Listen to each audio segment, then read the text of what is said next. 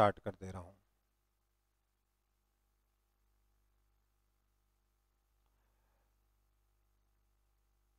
Okay, सो आज हम नया चैप्टर शुरू करेंगे अपना। चैप्टर का नाम क्या है? Work, power and energy. ठीक है, यस सर। इससे पहले ये वाला मैसेज पढ़ लो आप लोग।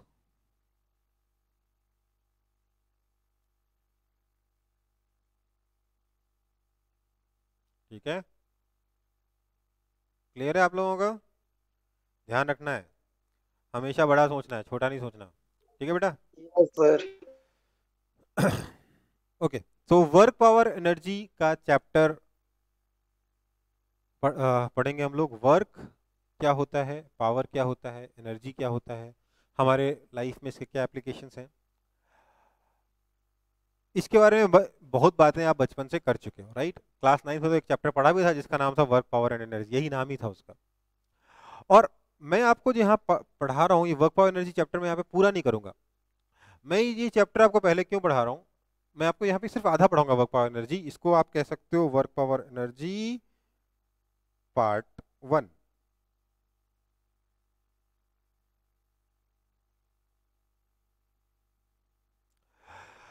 क्यों? क्योंकि सर्कुलर मोशन चैप्टर में ना एक टॉपिक आता है वर्टिकल सर्कुलर मोशन। ठीक है, वर्टिकल सर्कुलर मोशन में हमें वर्क, पावर और एनर्जी, मतलब बेसिकली एनर्जी की जरूरत पड़ती है। ठीक है, अब मुझे मालूम है आप सब लोग एनर्जी पढ़ चुके हो क्लास 9 में, और उतने की ही जरूरत पड़ती है सर्कुलर मोशन में, बट फिर भी मुझे भरोसा नहीं है आप लोगों के ऊपर कि 9th वाली चीजें आपको याद होंगी। इसलिए पार्ट 1 में मैं सिर्फ बेसिक पोर्शन पढ़ाऊंगा work, power and energy chapter का। इसमें 90% चीजें आप क्लास 9th में पढ़ चुके हो। जो मेरे स्टूडेंट हैं उनको तो मैंने पूरा पढ़ा दिया, जो भी इस चैप्टर में पढ़ाने वाला हूँ उसको। ठीक है, इससे ज्यादा ही पढ़ा रखा है। जो मेरे मतलब पुराने स्टूडेंट्स जो 9th में मुझसे पढ़े थे, उनको तो मैं पूरा ही पढ़ा चुका हूँ ये वाला chapter. But this is mostly 90% तो ये आपका रिवीजन है क्लास 9th वाले वर्क, पावर, एनर्जी का। इससे दो फायदे हैं। एक तो ये कि जो चीजें नहीं पढ़नी है क्लास 11th में वो सब अलग हो गया, तो आपको पता है कि हाँ ये मेरे को पहले से नहीं पता है, इसी चीज पे मैं फोकस करूंगा। सब ये सब नई चीजें हैं, आपके लिए चीजें थोड़ी आसान पड़ जाएंगी, क्या पढ़ना है क्या नहीं पढ़ना है वर्क, पावर, एनर्जी में। दूसरा फायदा ये है कि सर्कुलर मोशन में हम लोग जो जो भी बचा हुआ पोर्शन है, dynamics of circular motion, kinematics तो पढ़ चुके हैं हम लोग। डायनेमिक्स ऑफ सर्कुलर मोशन का जो भी बचा हुआ पोर्शन है वो सब हम लोग एक साथ पढ़ पाएंगे, नहीं तो हमें ब्रेक लेना पड़ जाएगा एक और सर्कुलर मोशन में, while studying vertical circular motion, before studying vertical circular motion. ठीक है, तो और तीसरा फायदा ये है कि ये जो फर्स्ट पोर्शन है ना, ये आसान है, और 90% क्वेश्चन आपके जो वर्क, पावर, एनर्जी के आएंगे वो इसी फर्स्ट पोर्शन पे आएंगे।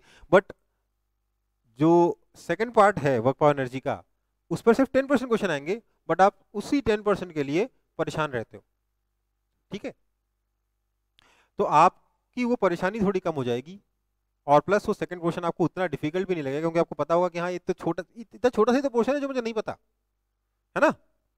सो इस तरीके, इसलिए मैंने इस चैप्टर के दो टुकड़े किए हैं। और पहले हम अभी पढ़ेंगे पार्ट 1 पढ़ेंगे, फिर सर्कुलर मोशन पढ़ेंगे, फिर पार्ट 2 पढ़ेंगे। उसके बाद हमारा जाके शुरू होगा सेंटर ऑफ मास, फिर रोटेशन। ठीक है, सो वर्क, पावर, एनर्जी में straight to the topic, what is work? तो बहुत सिंपल सी डेफिनेशन है, बचपन से पढ़ा हुआ है। क्या होता है वर्क?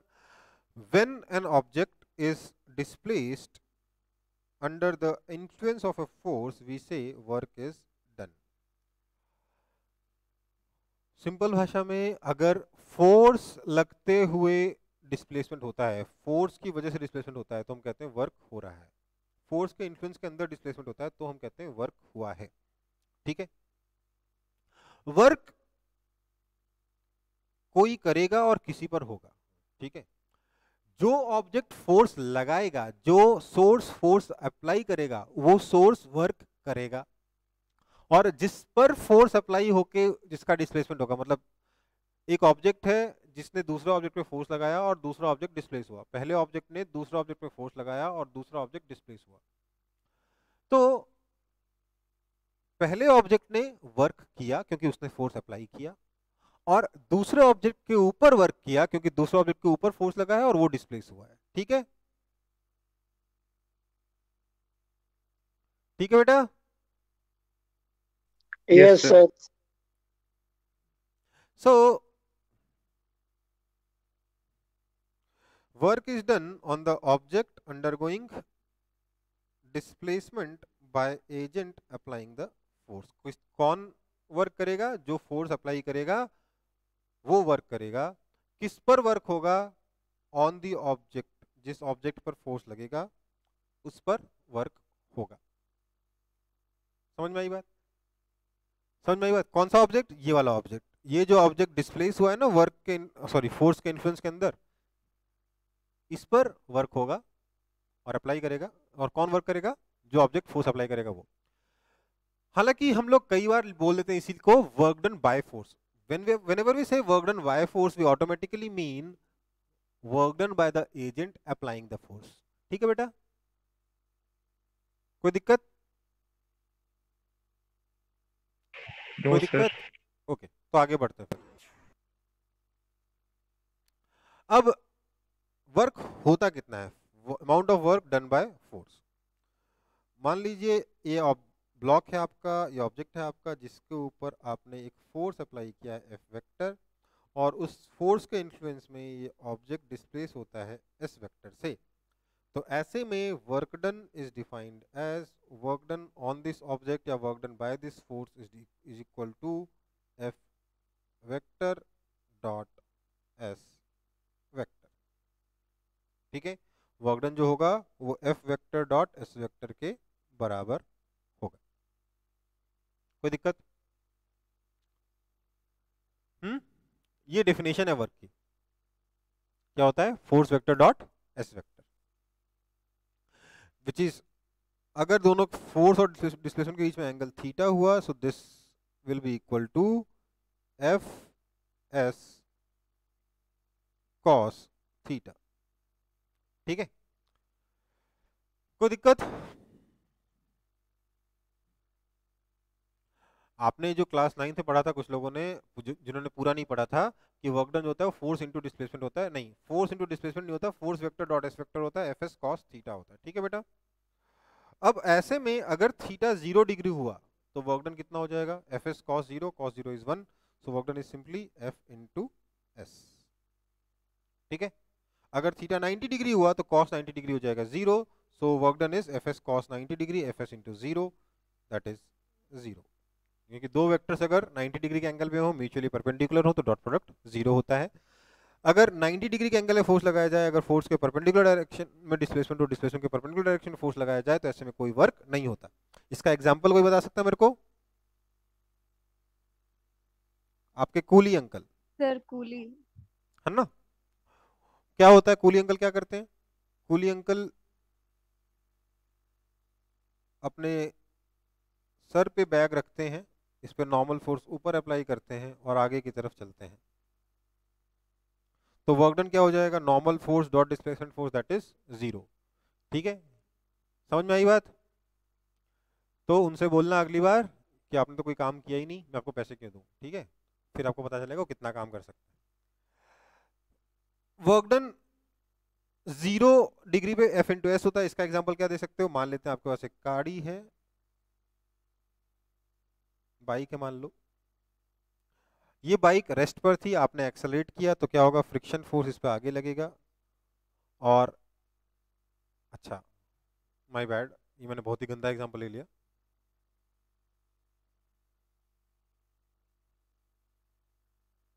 बेसिकली यही वाला एग्जांपल ले लो। एक ब्लॉक है जिसको आप आगे की तरफ खींच रहे हो फोर्स एफ से, तो ये जो ब्लॉक है इसका डिस्प्लेसमेंट भी आगे की तरफ होता है, तो वर्क डन कितना हो जाएगा? एफ इंटू एस हो जाएगा। ठीक है? 180 डिग्री के केस में कॉस 180 डिग्री होता है -1, so work done will be equal to minus F S. ठीक है? अगर एंगल एक्यूट है, कॉस थीटा पॉजिटिव हो जाएगा, वर्क डन आपका पॉजिटिव रहेगा, और ऑब्ट्यूज एंगल के केस में वर्क डन नेगेटिव होगा। ठीक है? एकदम बेसिक चीजें क्लास 9 में भी पढ़ा था आप लोगों ने। अरे यार, ठीक है?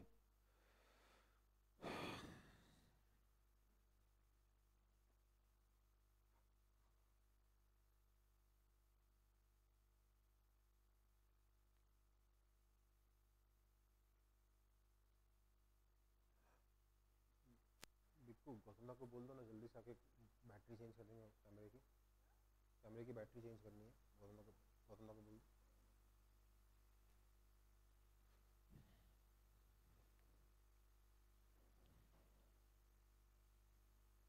कॉपी हो गया ये?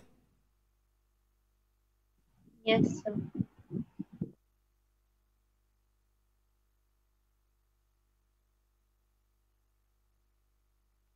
ठीक है, आगे बढ़ते हैं फिर। अब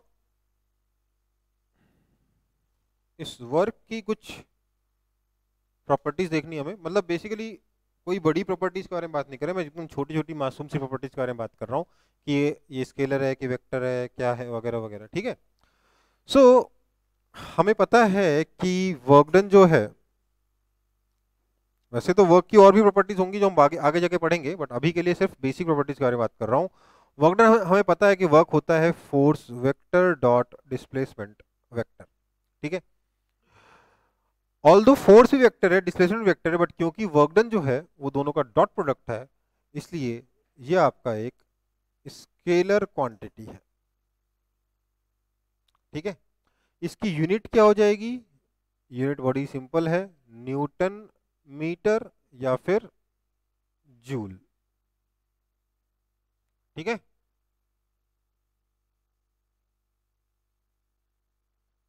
कोई दिक्कत? No sir.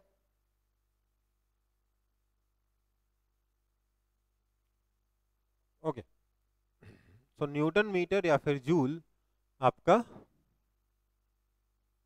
वर्क का यूनिट है। ठीक है, आगे बढ़ते हैं फिर। ज्यादा कुछ नहीं, बस ये दो चीज देखनी थी, यूनिट और स्केलर है कि वेक्टर, ही देखना था। ठीक है,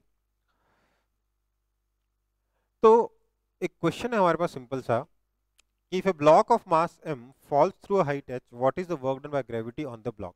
एकदम सिंपल सा क्वेश्चन है, लल्लू सा क्वेश्चन। बताएंगे?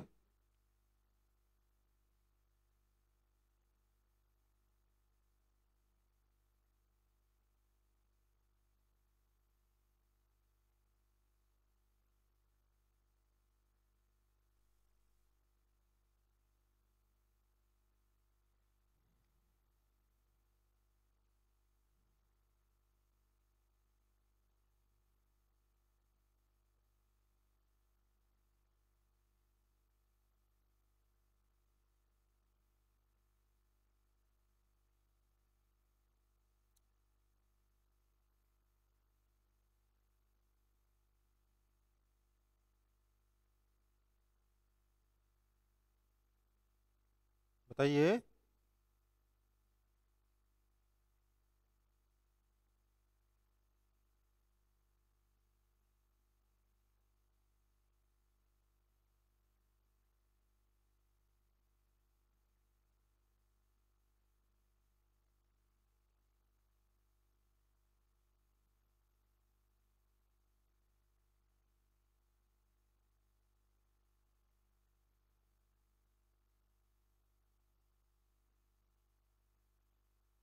क्या हुआ, नहीं हुआ आपसे क्वेश्चन ये?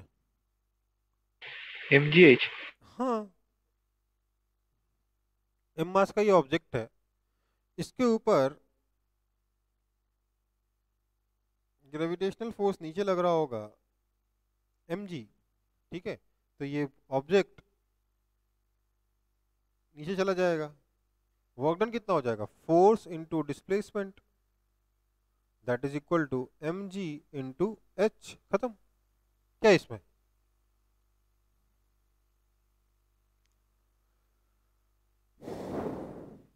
ठीक है, यस सर। ये वाला क्वेश्चन सॉल्व करेंगे।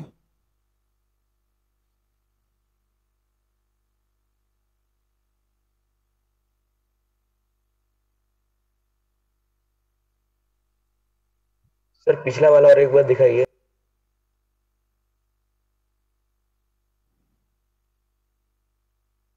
ठीक है सर। ठीक है, यस सर।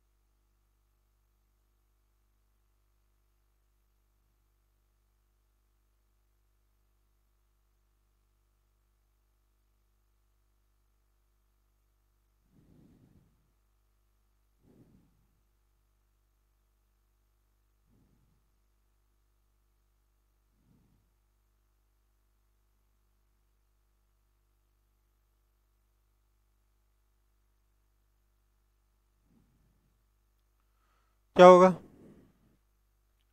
अगर इसका मास m है, मास इसका m दे रखा मानना होगा आपको, ठीक है, तो इसके ऊपर डाउनवर्ड डायरेक्शन में फोर्स लगेगा mg, और ये डिस्प्लेसमेंट हो जाएगा l के बराबर। ये एंगल अगर थीटा है तो mg और डिस्प्लेसमेंट के बीच का जो एंगल आएगा वो 90 डिग्री माइनस थीटा होगा। तो ऐसे में वर्क डन हो जाएगा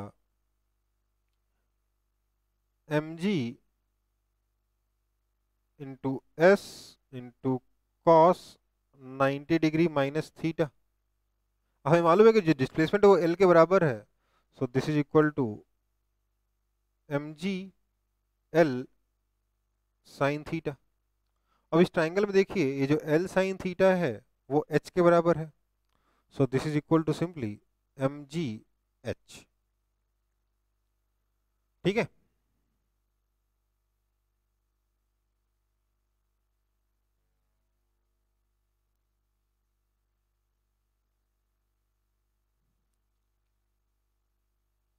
कोई दिक्कत?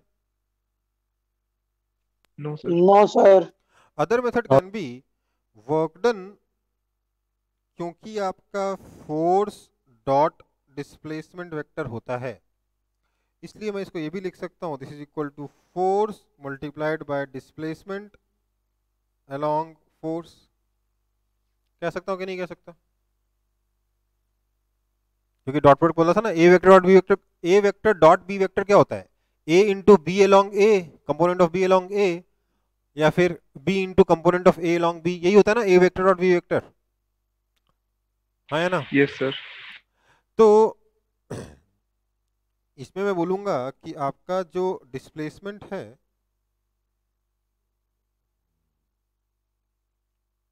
वो डाउनवर्ड डायरेक्शन में ही है ना, सॉरी वो है तो डाउनवर्ड डायरेक्शन में है तो टेढ़ा, पर डाउनवर्ड डायरेक्शन में डिस्प्लेसमेंट कितना है? क्या मैं डाउनवर्ड डायरेक्शन के डिस्प्लेसमेंट को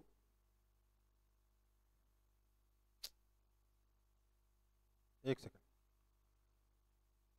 क्या मैं डाउनवर्ड डायरेक्शन के डिस्प्लेसमेंट को हाइट h बोल सकता हूँ कि नहीं बोल सकता?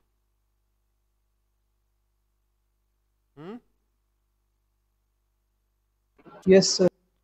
तो वह क्या हो जाएगा, this is equal to force कितना नीचे की तरफ mg और नीचे की तरफ डिस्प्लेसमेंट कितना है h, सिंपल। कोई दिक्कत? No sir. है ना, इजी है ना एकदम? ये भी एक्सप्लेन करना पड़ेगा ठीक से? इजी है। ओके, फटाफट कॉपी कर लो। आप इसको ऐसे भी बोल सकते हो, displacement into force along displacement, so L into mg sine theta, that is mgh। हर तरीके से ही आएगा ऑब्वियसली आंसर। आगे बढ़े? Yes sir. सर ये बताइए,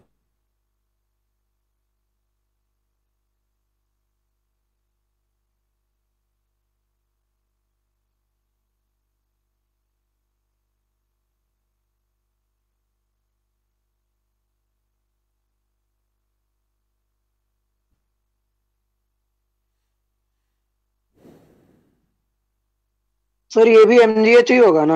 हाँ ठीक है, ये भी क्या होगा, mgh ही होगा। इसमें भी वर्क डन क्या हो जाएगा, mgh, जहां m इसका मास है। ठीक है, क्यों? mg नीचे लग रहा है और जो भी डिस्प्लेसमेंट होगा उसका वर्टिकल कंपोनेंट तो h ही है ना। है ना? कॉपी कर लिया? Yes sir. आगे बढ़ रहा हूं फिर, इसमें बताइए,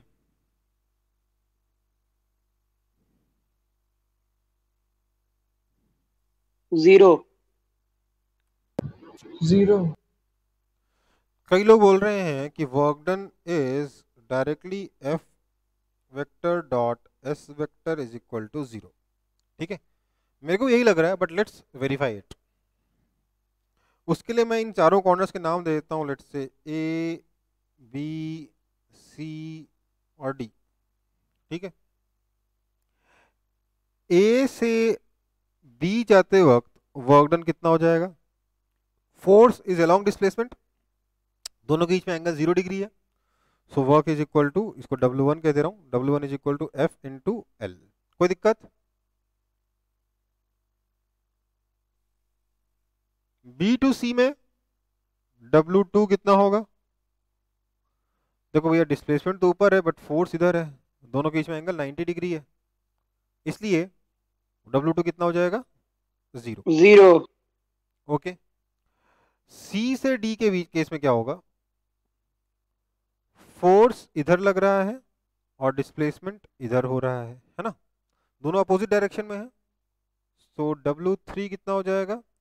F वेक्टर और S vector, F S cos 180 degree minus F S, so minus F into S कितना है? L। और D से A में क्या हो जाएगा? W4 इज इक्वल टू, फिर से फोर्स नीचे, सॉरी डिस्प्लेसमेंट नीचे, फोर्स इधर, दोनों के बीच में angle 90 degree, so W4 is 0। कोई दिक्कत? So total work done is equal to summation WI is equal to, इन सबका सम कितना होगा? FL plus 0 minus FL plus 0 is 0। ठीक है बेटा, कोई दिक्कत है इसमें? No sir. कॉपी कर लिया? यस। आगे बढ़ रहा हूं।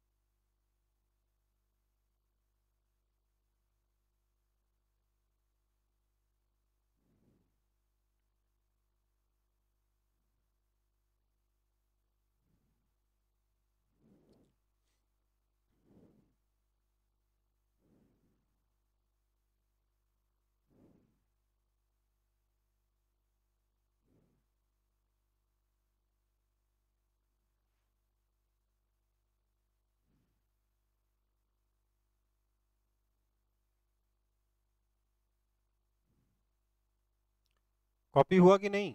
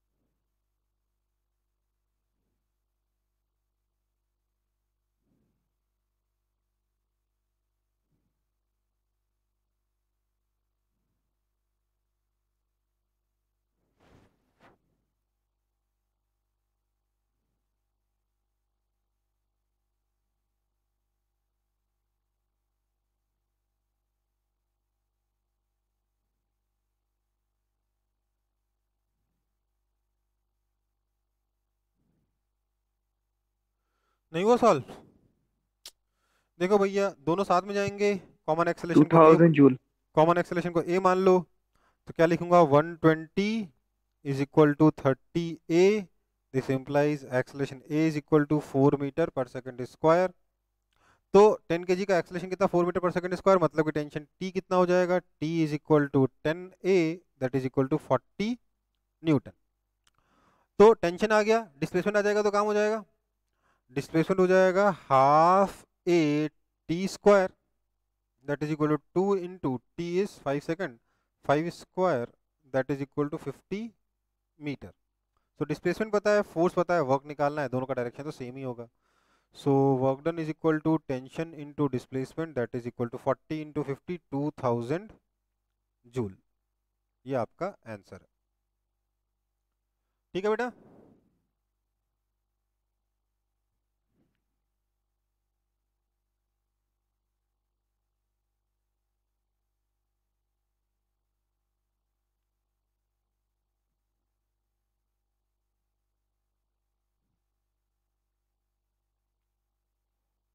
कोई दिक्कत है इसमें?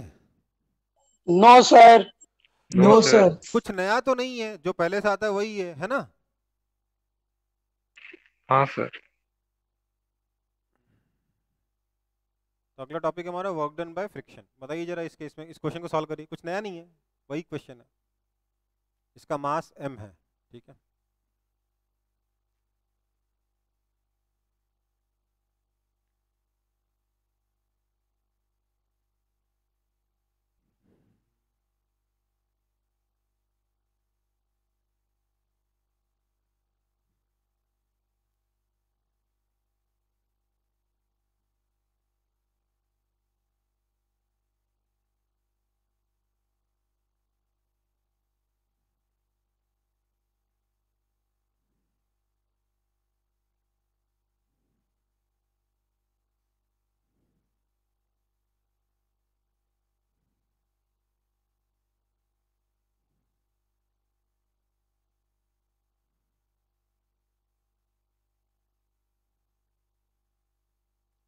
भाई इतनी देर, इतना देर इतना छोटा सा क्वेश्चन कैसे लग जाता है आप लोगों को?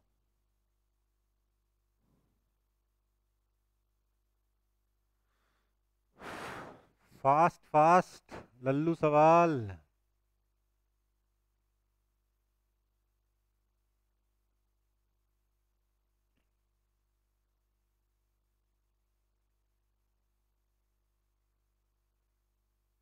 जल्दी बताओ भाई।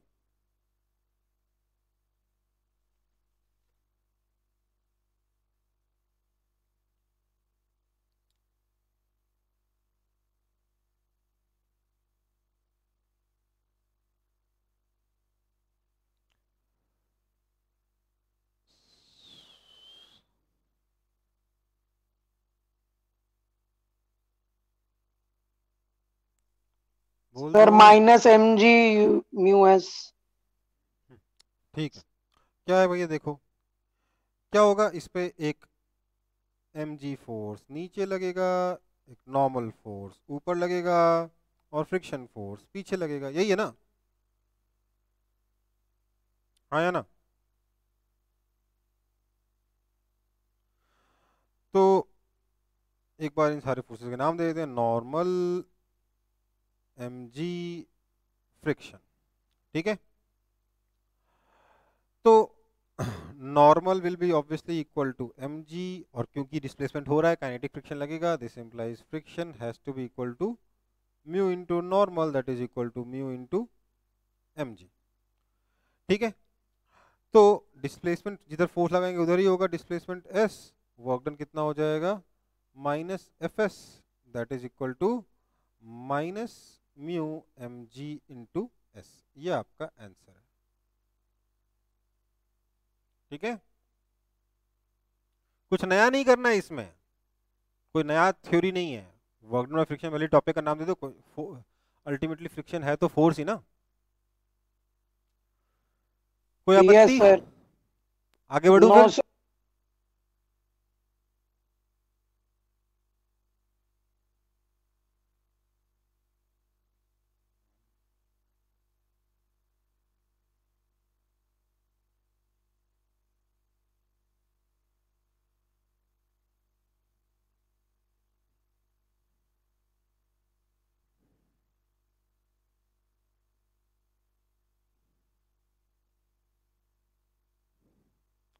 ये टॉप व्यू है, मतलब टेबल के ऊपर रखा हुआ है ब्लॉक। ये ऊपर से देख रहे हैं ब्लॉक को।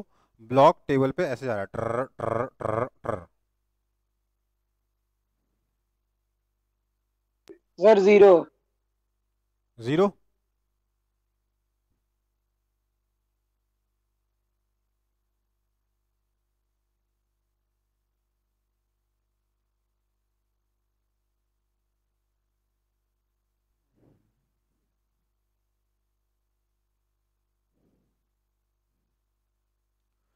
देखो भैया, एक बार देखते हैं इस ऑब्जेक्ट पे फोर्सेस क्या क्या लग रहे हैं, कैसे कैसे लग रहे हैं, क्योंकि मैं ऊपर से देख रहा हूँ इसलिए ग्रेविटेशनल फोर्स नीचे लगेगा। मैं यहाँ ड्रॉ करूँगा तो कुछ समझ में आएगा नहीं, मैं सिर्फ इधर साइड में बना दे रहा हूँ आपके लिए। जो mg फोर्स है वो नीचे लगा, इसलिए नॉर्मल फोर्स आपके प्लेन से बाहर की तरफ लगा, है ना। और क्योंकि डिस्प्लेसमेंट, अच्छा पहले नाम देता हूँ इस पॉइंट को, ए बी सी और डी। कई लोग कह रहे हैं सर कि वर्क डन जो होगा वो force vector dot displacement vector that is equal to 0 हो जाएगा, ठीक है। कई लोग ऐसा कह रहे हैं, लेट मी चेक सही में ऐसा होता है कि नहीं होता।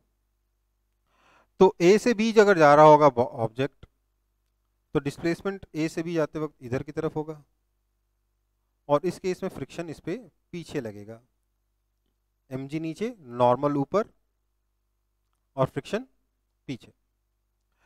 क्योंकि mg आपका नॉर्मल के बराबर होगा, इसलिए फ्रिक्शन आपका म्यू इंटू नॉर्मल मतलब म्यू mg के बराबर होगा। क्यों? क्योंकि मोशन तो हो रहा है तो फ्रिक्शन हमेशा काइनेटिक फ्रिक्शन ही एक्ट करेगा। ऐसे में अगर मैं work done in moving from A to B निकालूं, ए से बी जाने में वर्क डन निकालूं, तो that will be equal to minus F L, ठीक है। अगर मैं work done in moving from B to C निकालूं तो that will be equal to, ध्यान दीजिएगा, बी से सी जाते वक्त क्योंकि मोशन बी से सी की तरफ हो रहा है, फ्रिक्शन इधर लग रहा है, so that will be equal to minus F into B, क्योंकि डिस्प्लेसमेंट इधर है ना, है ना। ए से बी जाते वक्त फोर्स पीछे, डिस्प्लेसमेंट आगे, तो माइनस एफ एल। बी से सी जाते वक्त फोर्स ऊपर, डिस्प्लेसमेंट नीचे, मतलब फोर्स आगे डिस्प्लेसमेंट, सॉरी फोर्स गलत बोल गया, डिस्प्लेसमेंट आगे फोर्स पीछे, फिर से क्या हो गया minus F B. Work done in moving from C to D is by similar logic, आप देखोगे डिस्प्लेसमेंट इधर है, फ्रिक्शन फोर्स पीछे होगा, so it will be equal to minus F L. And similarly D से ए में आप देख सकते हो कि डिस्प्लेसमेंट इधर हुआ, फ्रिक्शन फोर्स पीछे लगा, so this is equal to minus F B. So total work is equal to work done in moving from A to B plus work done in moving from B to C plus work done in moving from C to D plus work done in moving from D to A, that is equal to minus FL minus FE minus FL minus FB, that is equal to minus 2 mu mg into L plus B, क्योंकि F कितना है, mu mg है हर जगह। कोई दिक्कत इसमें? तो this is not equal to 0, आपका ये वाला आंसर गलत हो गया। समझ में आया कि नहीं आया? Yes, sir. Even though displacement is 0, work done is not 0.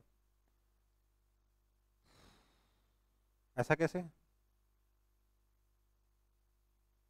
Even though displacement is 0, work done is not 0. Sir calculation करके तो आगे, बट मेरे को विश्वास नहीं हो रहा सर। मैंने बचपन से पढ़ा है work done is equal to force dot displacement होता है, डिस्प्लेसमेंट 0 है तो वर्क डन तो 0 होना ही पड़ेगा। इसका जवाब क्या है कि बेटा फोर्स कांस्टेंट नहीं है, अलग अलग डिस्प्लेसमेंट के टाइम पर अलग अलग फोर्स लग रहा था। आप बोलोगे नहीं सर हमेशा म्यू एमजी लग रहा था, अरे लेकिन फोर्स वेक्टर है, उसका डायरेक्शन चेंज हो रहा था, राइट।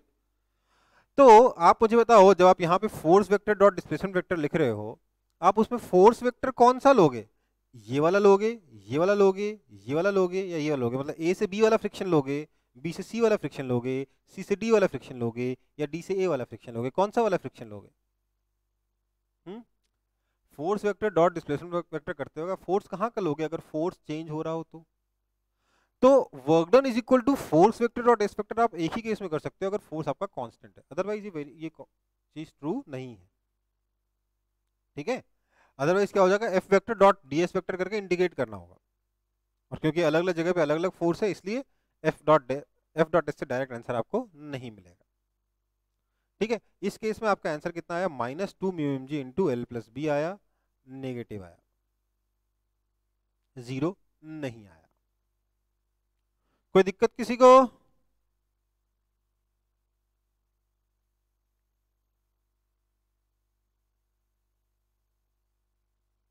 ये समझ में आया कि नहीं आया समझ में? आ गया सर। समझ गए सर। क्या समझ में आया? ये क्वेश्चन नहीं, कॉन्सेप्ट, कि अगर आपका फोर्स कांस्टेंट नहीं होगा तो आप सीधे F vector dot S vector से वर्क डन नहीं निकाल पाओगे। ठीक है बेटा?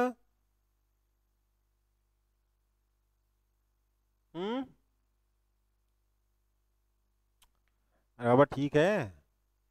ठीक है सर। यस सर, ठीक है सर। ओके, सो आज की क्लास में इतना ही। अगर फोर्स कांस्टेंट नहीं होगा तो वर्क कैसे निकालेंगे ये हम लोग नेक्स्ट क्लास में पढ़ेंगे। ठीक है?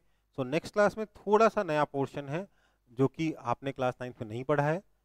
बाकी तो आज वाला पोर्शन तो मोस्टली वही था ना जो 9th में पढ़ा हुआ है आप लोगों ने। Yes sir. हाँ सर। ठीक है, लेकिन नेक्स्ट क्लास में थोड़ा सा पोर्शन है जो 9th क्लास में नहीं पढ़ा, basically work done by variable force कैसे निकाला जाएगा। इसके बारे में विस्तार में चर्चा होगी जब हम वर्क पावर एनर्जी का सेकंड पार्ट पढ़ेंगे, बट अभी थोड़ा सा एक आइडिया तो मिलना चाहिए ना हम लोगों को, कि नहीं मिलना चाहिए? तो क्योंकि आपको अब डिफरेंशिएशन इंटीग्रेशन आता है इसलिए आप work done by variable force पढ़ सकते हो अभी ही। तो वो हम नेक्स्ट क्लास में देख लेंगे। तब तक के लिए टाटा बाय बाय, मिलते हैं। सर कल टेस्ट काइनेमेटिक्स का है ना एडवांस लेवल? क्या? कल टेस्ट काइनेमेटिक्स का है ना एडवांस लेवल? हाँ, कल टेस्ट काइनेमेटिक्स का एडवांस है। ठीक है? ठीक है sir, thank you sir. Thank you sir. Thank you बेटा। Thank you, sir. Thank you, sir.